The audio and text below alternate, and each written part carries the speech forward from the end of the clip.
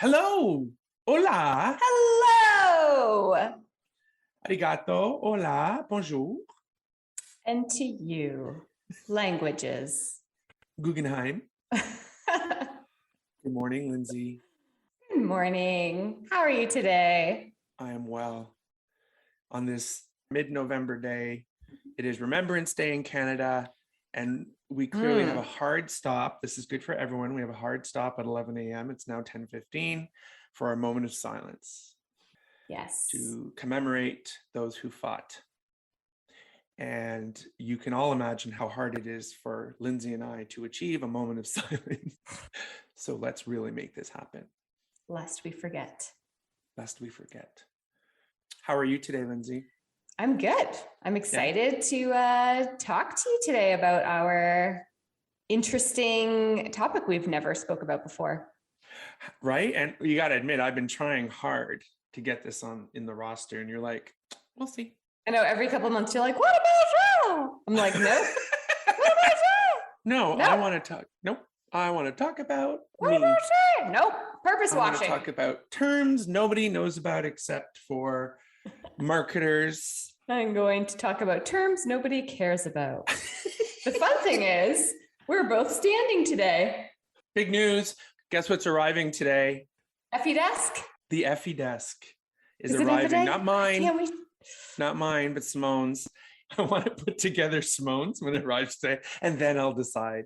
I want to be able to footprint it. To see how big it is? Yeah, because it's like, it is a big open space. And I'm like, wait a minute, the window's perfectly placed. You could be like this to find your light. You have to find your light.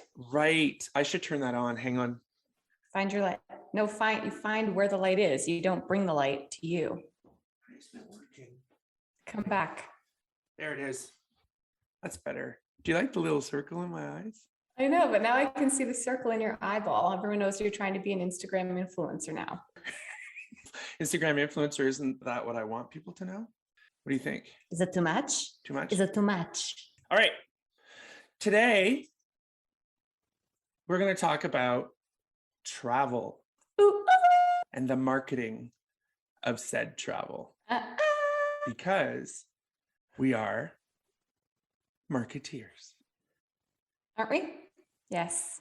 Can we just also talk about taking trips though? Because I'm ready to go. Yeah, I think that's the same thing. So go. Okay. Cool. I think that's why I finally got an in with you, because you're like, I'm going on a trip. And I was like, I can't talk about it. And now you've booked the trip of all trips. And I'm like, can we now talk about it? You're like, no. Still no. But yes. What do you want to talk about, Lindsay? Let's talk about the here and now. Travel. Yes. So finally we are letting Sean talk about travel. Has wanted to talk about it for a long time. And I mean, I think we've been talking about for the last year and a half about moving into the new normal. And so there is no going back. There's only going forward. If I have to say that one more time, I'm going to lose my marbles. Just like travel. Right? There's no going back. Unless you believe in time travel. I'm not there yet. It freaks me out. Totally different. Yes, let's move forward. Yes. So yeah, I think it's kind of like two sides. I feel like there's the marketing side of it. There's also the personal side of it. It's just time to go. And where do the two come together? Yes. It's time to get out. You going anywhere? I am going somewhere. Well, not for a while though. So it is November. So I've booked something, but it's not until May of 2022. So I am going to a festival in Boston called Boston Calling to see my very favorite band, the Foo Fighters, for the billionth time to celebrate my 40th birthday in 2022. So I'm so pumped about that. And now that it's interesting because when you think about mindset of travelers, now that I've booked a trip, I'm like, okay, we're booking trips. We're going now. It's almost like you just need to rip off the bandaid. And I think from an insights perspective, from a marketing side, we're seeing that as well. Lindsay's a lot about ripping off band-aids because she's broken. So I'm over everything. Yeah, you are. Rip it. I'm the fearful one. Yeah, I got no plans. No? But you're the more adventurous one. You're the one less afraid of COVID than me. but I'm a real rule follower. Do you not, you know that about me? Like, I'm not a rule you'll follower say at you're all. germaphobe. I am a rule follower. Okay. So it's like, I cannot see me enjoying any trip where a bunch of people are breaking the rules. Like, I can't tolerate photos on social media of people out at places. You can't?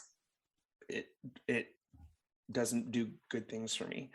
So it's almost like movie theater. Because it just makes you feel like everyone should go home. Like, don't be doing the stuff. Yeah, I don't have a fear of getting it. I have a fear of it coming back. And I mean, I think it's a valid notion. Like, come on, people. It's very basic logic. Like, I'm the first to break a rule if it's illogical or if it's outdated. Right. But it's sort of like, if it makes sense to me, it just agitates me that I can make the effort and the others can't. I know, that is frustrating. Is that a problem? Is that like, that's my problem? It's my problem. No, that's why I think a lot of people, myself included, have a very hard time with social media right now, because you're just like, the FOMO is so real, but also it's not just like, hey, I'm not at a party. It's like a deep frustration with the way that society behaves and the way that people put themselves before others. And you understand why people do it, but it's frustrating. Right. And I've always been a person who is like, I'm great to travel with when you need the itinerary, when you need the sort of, okay, we're going to do it this way. Okay, there's a car way and this is the best way to do it. Like, think ahead. No, you're organized. I'm organized. We've traveled for business together multiple times, and you're on point. I'm like, where's the bar?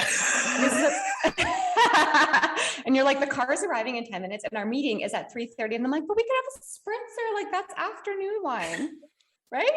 Clam chowder and a spritzer. Okay, but am I that person who's like I like to think I don't overplan. You're like, are you awake? Like, texting me, is your alarm gone off? I was like, oh, okay. Then I don't want to travel with me either. That's the problem. I think that's it. No, we need people like you. I don't want to travel with me right now.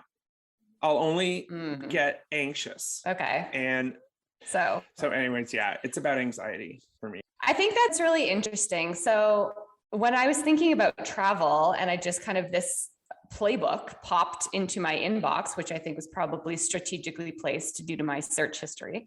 So thank you, SEO, for that little Because not all of us are getting playbooks via email.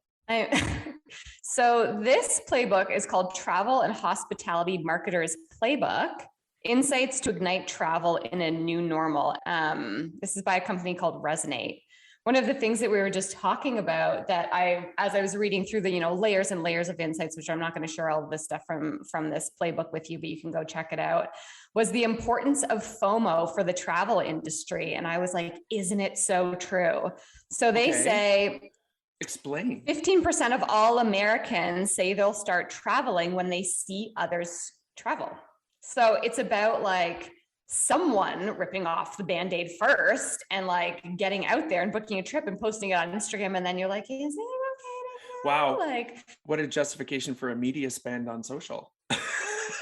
Right. Right. And so that's what they talk about. They say, how can travel marketers encourage visitors to share #YourDestination with their friends and family? This in particular is important for eager travelers who are more likely than the average to look to social media for planning ideas and research. So in this playbook, it's interesting. They break it down into eager travelers and cautious travelers. And it's almost like the eager travelers rip off the Band-Aid first. They start to share, the FOMO sets in, which then spurs cautious travelers to think that it's okay to start to get back out there. Enjoy. I'm like, no, really? For now. I'm like that with everything. I'm like, those people are out for dinner. Where am I going? I'm like, those people, what are they doing where are they at the beach? I'm at the beach. And even though I'm like, we're very cautious, it really gets to me. Like, I'm really ready to get out there. I never would have said FOMO was an attribute that you suffer from, knowing you before. You were the one who'd be like, I'm not doing that. Enjoy, I'm tired, or. Yeah, because the other side of me is like, the JOMO, right? It's like the joy of missing out. I also pride myself on missing out. So I'm like I think the pandemic has done this to me. Before I was like, you know what, I get out enough. Now I'm like, I'm not doing my own anything. Like, I feel like, you know, and I'm like, what do those people do? Maybe it's just because of being a shut-in. So, but it you know, thank you, pandemic, for giving me my first round of FOMO, which is gross. I hate it. Shut in. There she is, people, because that's what I'm a shut in. Shut in.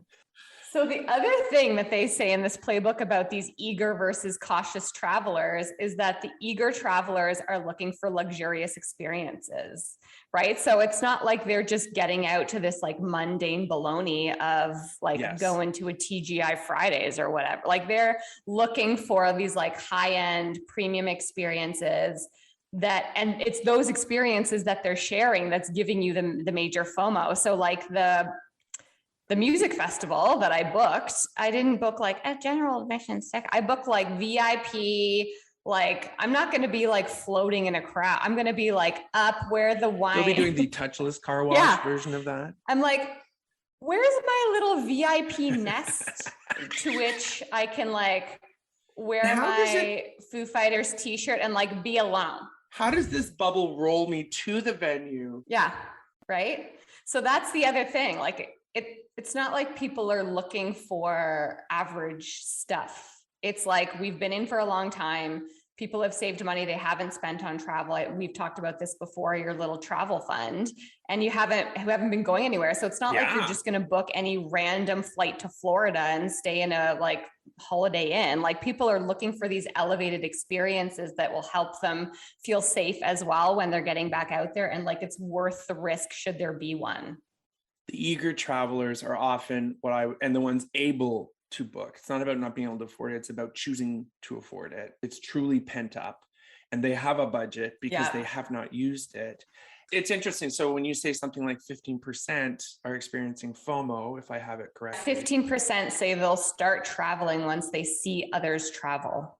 That's not a staggering number. No, I just think that it's an interesting spur of those eager travelers getting out there and then what that is doing, you know. And so 15% say that they will start traveling when they see others travel. There's still that cautious undertone, right? So it's not to say the other 75 don't want to travel. It's just that perhaps they may be that cautious traveler who's not ready to rip off the Band-Aid. I think what's interesting about that number is I didn't mean to discount it, is to say that's a really encouraging stat for someone like me to say, I'll get there. Like, I think I'll get there, but I'm not part of that 15%. You know, it's also because in my lifestyle, I really don't have to go interact with other humans physically. It's really my choice. I mean, honestly, I wouldn't have gone to a music festival ever. What I will say is we've recently, I have had that. What's been pent up for me is a need to reconnect with people I haven't seen in a while. So we've been hosting friends, family to come up, and we just finished one, which was wonderful, but we're both like, we're done. Like, you know, it's fun, but this can't be the mechanism by which we socialize. So for someone like me who doesn't ever have to socialize other than virtually for my job, it's different for my wife who's now starting to travel. So I'm also seeing that anxiety because she's going to destinations that are the first ones to open up. But to me, they're they can be the mecca the last places you'd want to go. Close contact or irresponsible behavior. But she's a much more intelligent and careful. Where is this debauchery taking place? I'll give the states. One is Florida and one is Nevada. And they are the worst cities to be in my opinion, for where I would think there's a lot of people and there's a lot of people drinking and there's a lot of people who haven't chosen these places because of their compliance. Right. Yes. Anyways, what I know is my fear isn't her coming back with it. My fear is her having a very stressful, annoying, being very anxious ridden and just not having a good experience and wanting to leave. But that's not an option. She'll manage. You think I'm organized. She's good. So, and she's patient. Right. Yeah. And it's one thing to kind of make the sacrifice for personal travel and experience, right? And it's a totally different thing to jump back into business travel when like clearly we've seen over the last little while that perhaps sometimes it's unnecessary, but it depends on what industry you're in. Mm-hmm. Anyways, it's interesting, and to bring it all back, I think it's anxiety driven. Right. Timely this morning, I'm driving to the car dealership to get my car repaired, and I listen to the radio, and there's this released for the first time, Canadian Global Affairs shares a study or a report on where Canadians are killed most outside of the country. Oh, I'm like, I don't want to know. Is that helping? So I was just like, Why? Interesting. That doesn't help. Now, what's so funny is, it's this big news. It's on all the news. You think COVID's your big problem? Wait until you get put in a trunk and driven to an ATM. Like, not an ideal experience. Lindsay, we are not talking about personal experiences on this. Remember, we agreed. But anyways, and you all think she's the one in the trunk. No. Anyways, we had to meet somehow. So it does this whole study over the last 5 years, the top places. Okay, but in 5 years, 191 Canadians have been killed abroad. Like the last 5 years? Combined. Yes. Because people haven't been going to a lot of places the last couple of years. What was interesting was 2020 wasn't significantly lower. Really? So it was just so funny that it made it to the radio station, and then I go do, a little bit of research, big story. It's first time ever. So it's just funny to be like, okay, so is it really worthy of a report, Miss Data Nerd, to be like, okay, so we're talking about 191 people over 5 years. Obviously they don't have 2021, but they end with 2020. So it's the only year impacted by it. And it wasn't significantly lower. Okay. So number one is Mexico. Mexico has always struggled, speaking of being in a trunk of a car, Mexico has always had that perception. And it is actually comment. It was our favorite destination. As far as Mexico was your favorite. Mexico became our go-to just because it was the things we liked, easy to get to, close to the airport. It's so funny how you start, the more you travel for leisure. Food. Yeah. And they have great food, best service. So Mexico is number one, US is number two. Yeah. I mean, we're neighbors, right? How many people are typically killed by their neighbors? It's kind of like getting a car accident within a block of your house. That's what I'm going to guess. We go to the States all the time. We're probably just like slightly too comfortable. Right. It's like, it's North America. It's okay. All this to say, Mexico had 24 killings in 5 years. US had 20. That's not that many. No, and then it just continues to be like, then Jamaica, Philippines, and some place in West Africa. I wish I could remember the name, but I've never heard of it. What was it, like one person there? Well, yeah, You're it's right. in 63 countries. Is that study worthy? 191 Canadians were killed abroad over the last 5 years across 63 countries. Lindsay, could you do a strategy based on that data? Strategy is we're doing all right. We're doing okay. Go. Answer your FOMO. Well, this is okay. So this is where you like the misinterpretation of like the impact of these data statements, or even the purpose of this data. So like your Joe Schmo was driving in the car and they hear on the radio, like Canadians are getting killed all over the place in 63 countries and blah, blah. And you're like, whoa, that sounds like a lot. And then you like dig into it and you're like, that's very small.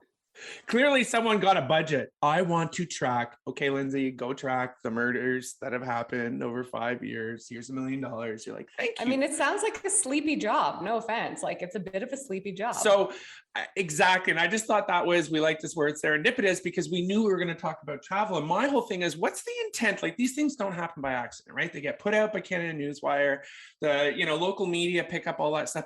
And they spent 10 minutes, they have fun with it. It's my morning show that I listen to, but it's just, wow, that's a lot of attention to something I'd like to say nobody cares about, but it's because everybody cares about. So even though it's insignificant data to which you cannot formulate anything, what's the news behind Canada has finally launched it? Well, there's no news.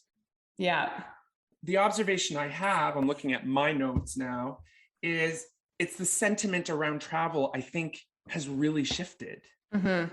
The sentiment of anxiety, I think, is like beyond even fear, because I believe anxiety then leads to fear as a more tangible sort of emotion or sentiment. We need to look at that sort of sentiment associated with travel now. And like you, Lindsay, is okay. So even understanding what was it with you, I do believe, surprisingly, you're part of that sort of FOMO 15%, but because you're a shut-in, right? You're going from one extreme where you're like, I don't just need to go for coffee, although I haven't gone for coffee with anyone for 2 years. I need to freaking rage in a bubble at a VIP event like I never have. Out. Okay. Yeah. Well, that's where the balance is. It's like the balance of risk versus reward. Yeah. And it's just not there for me. But the article that I'm citing from is from McKinsey. It's from back in late 2020, but I think it's really relevant. And the title is Make It Better, Not Just Safer: The Opportunity to Reinvent Travel. And I think that that's what's been, when we first had this conversation, I was more focused around space travel is crazy. It's becoming a thing. If I had the choice right now about spending the same amount of money, and it could be like, say, 10 grand on me, I wouldn't do that. And if it were accessible for me to have 4 hours in space travel or a week at a resort, I never would have thought this, but if I had to choose one, I'd take the space travel, because I know that it would be a touchless experience. I know it'd be like, hey, and then I can go home and sleep in my own bed, right? Like I don't have to be in water with other people. So you would rather go to space for 4 hours than to a luxury resort for a week? Right now, if I had to spend that money, or stay home. So what I loved about this is I'm just going to pull some general observations. And one is really to say what's really shifted is the key sentiment around this survey they did with a lot of people. It's over 1,000 people. I don't want to get into detail, but we'll put the link. Is that travelers should have confidence in the whole system rather than be anxious about pieces within it. So that's where we've come now, where I think it's interesting, like your VIP thing, it's because you trust that if you're going to spend that kind of money and it's this thing you've wanted to do, you're going to trust that the whole experience, you have the next X amount of months, because I'm going to guess it's refundable because everything is now, that you're sort of like, we'll see how it goes. But if I'm going for this uber premium experience, it's because I trust that. I'm not going to go and try and make my own sort of experience or go to a place where a ton of other people are going. So like you said, I think it speaks to that. But so let's just pause on that for a second, because what you said was the traveler should have trust in the entire experience, not the details within it. And so I think, if anything, the last 2 years has taught us the opposite. So the way that this is where I feel like this plays into people's mindset and mentality is like, it's very hard to get a vaccine if you were a younger person and wanted to get one in the beginning. It was very hard to see consistency of like safety protocols implemented across different types of businesses and organizations and industries. I really feel like a lot of people have declining trust in that kind of trust the system, like or trust a system or a full system like mentality, because it was like, well, that was inconsistent over here and I had to figure this out for myself. And that's where the anxiety is coming from, in the fact that I feel like I needed to control a lot of the little details in order to feel safe. And so I feel like that mindset of just trust the system is kind of will have a halo effect on this type of insight. Yeah, but it's so perfect what you said, because what they're saying is, because we started having to trust all those bits are like, are they just saying this? So what they recognized was, what is the cleanest facility? What is this? And when you focus on all those things, you realize that I have to trust the brand. It's bringing it back up to, I'm not saying that you just threw it, but you're going to book it you're going to go for those premium experiences because does it not ladder right back? Let's go back to the trust barometer. Now more than ever, people are looking to brands to make them feel comfortable and safe. So it plugs into what you said is exactly right, but you're going through your evolution. So as we look forward, there's going to be a point where you won't trust all those little pieces. Is how clean will they say it is? How they're all saying it. So it's that idea of to say, when does it come down to, so I am only staying at beaches, resorts, which I never would have considered when I'm ready. Right. The thing that they're most anxious about the whole thing is trusting that the room they stay in is going to comply. That's their number one. It's way up there. Well, that's where I feel like the devil's in the details, right? Like, I feel like it's less about like trust the whole system, and it's more like prove to me in those small instances I'm going to have that I can't. Are you just going to refute everything I say here? No, I'm just curious. Okay, go ahead. It creates that curiosity that what I like about this is it's taking the thinking that you brought to mind, but moving it forward, going, will it always be this way? This is all coming together. Brands have the opportunity to be the voice more than anything. Right. So what brand can create an experience and package that says, if you say that, there's no question I'll get it, because I can't be, Right. I'm not there yet. I can't be there. Like, I'm just going to distrust everything to say. I've been on a plane and it was full. And I was like, what the hell is this? Right. And I'm flying to Halifax, for God's sakes. So anyways, the other thing that was really interesting is overall exposure to travelers and boarding the flight are driving most travelers' anxiety. So that's the other side of the whole trip. These are the biggest things. And we talked about it even last week. Of course, they're eager to go, but what are the things they're not eager about? Because once you really focus on that and blow it out, there's competitive advantage. I'll be ready when someone tells me I can trust the whole thing. Right? So I won't be influenced by seeing other stupid people going on trips and going. Well, yeah, because even in what I was reading, they were saying like top travel product attributes for both travelers. So that eager traveler and the cautious traveler is cost effective, safe, and dependable. So those are the top things that people are thinking about. So that safe and dependable, I feel like really plays into the stats that you're sharing. Yeah. And like, who knows what dependable is? So then I happened upon something else, which was the root of all this. I wanted an excuse to somehow call out Don Draper of, some amazing moment that, as my own Don Draper, me as a total relatable Don Draper, working in my basement by myself in a sweatshirt with no one around me, not smoking or drinking, sadly. But I always remember when he had to do a pitch for airlines, and it was actually a very important thread in the story. And at one point, when they're smaller and they start out with an airline, it's Mohawk, which is a subsidiary of a bigger airline, blah, blah, blah. But I bring it to this one scene, and we'll put the link in. They review the ad copy for this Mohawk airline campaign as a team. And he says, it's not about the majestic beauty of the Mohawk Nation. It's about adventure.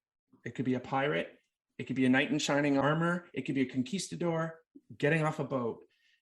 It's about a fantastical people taking you someplace you've never been. And then he goes, blah, blah, blah, blah, blah. Hence the birth of brand. In the episode, he says blah, blah, blah? Yes, because he's in this sort of, they've come back with some very contrived sort of, circle of wagons. They really play on the really lame metaphor of Mohawk. And then he goes, it's not about that. Right. It is about something bigger, of which the Mohawk is just one present representation of. But what I love about it is it's really like, wow. And then he's standing there and they're all like quiet, and he goes, blah, blah, blah, blah, blah. But what he's saying is that's the fundamental shift that has to happen so that you can get into their heads.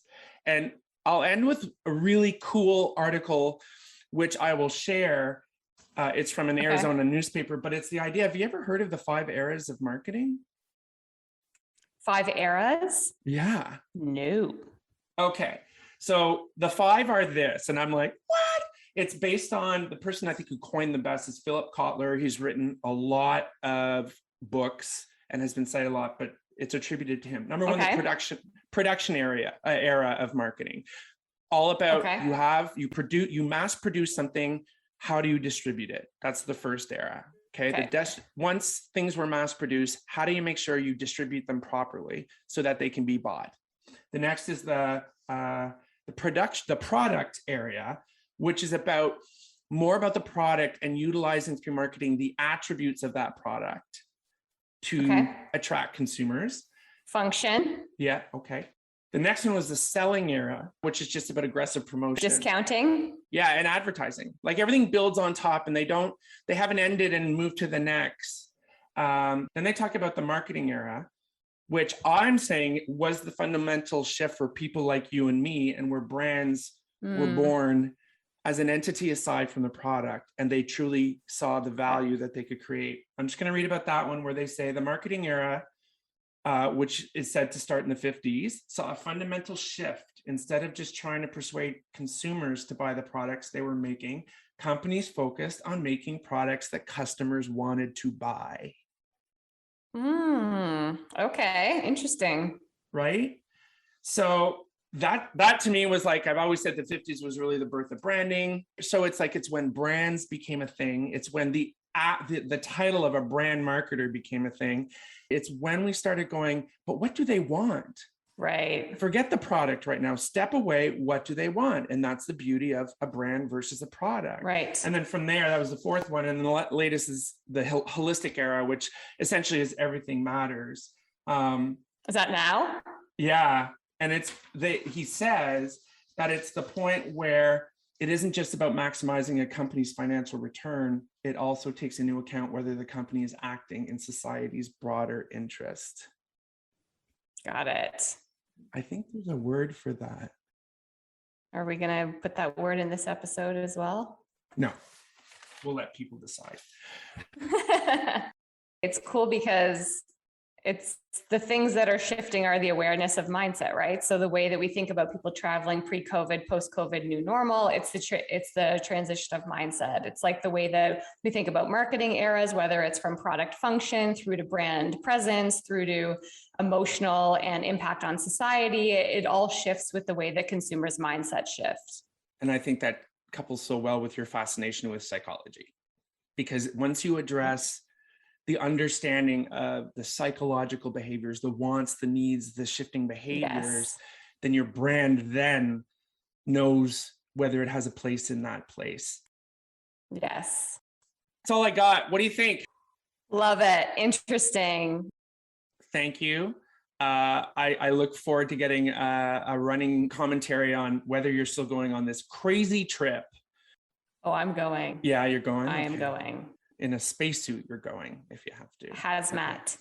Awesome. A Foo Fighters branded hazmat suit. Can you get me one of those for Christmas? You're definitely going to want to Instagram that shit. Stay tuned to my Instagram. Drum roll. Have an awesome day. Lindsay. Thank you so much. Okay. Bye, everybody. Bye, everybody. Talk to you soon. Thanks for listening. We hope you enjoyed it. New episodes launch every 2 weeks, so be sure to subscribe to the Two Marketeers podcast wherever you like to listen. Or go to the twomarketeers.ca and connect with us. That's the twomarketeers.ca. Spell it out. We are everywhere. The Two Marketeers podcast. This podcast is over.